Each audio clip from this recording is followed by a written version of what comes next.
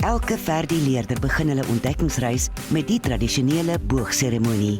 Hierdie betekenisvolle begin dra by tot Hoërskool Ferdinand Posma se 100% slaagsyfer vir die afgelope 19 jaar, asook 'n 92% universiteitstoelatingssyfer. Hoe dan anders met klein junior wiskundeklasse wat nie uit meer as 17 leerders bestaan nie.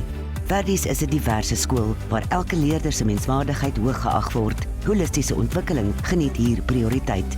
Die SES Akademie in samewerking met die Noordwes Universiteit is uniek aan Ferdinand Posma.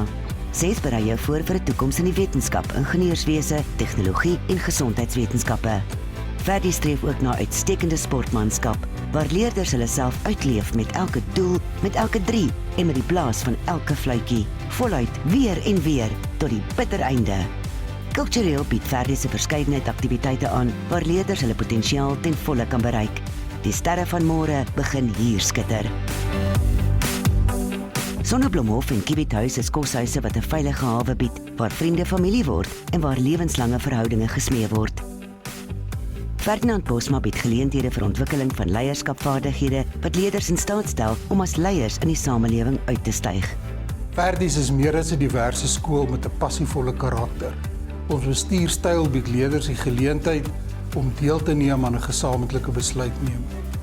Met die personeel lese to teach is to touch a life forever is die omgee karakter elke dag 'n realiteit. If you want to go fast, go alone. But if you want to go far, go together. Verdi's loop saam die pad. Met tradisie en trots stappe Verdi die lewe in, ten volle toegerus. Verskeidenheid en veelsidigheid bind Verdi's tot 'n eenheid. Hier dien en streef elke Verdi. Dis waarmee Ferdinand Posma lose naby en ver ego. Servi et aspira.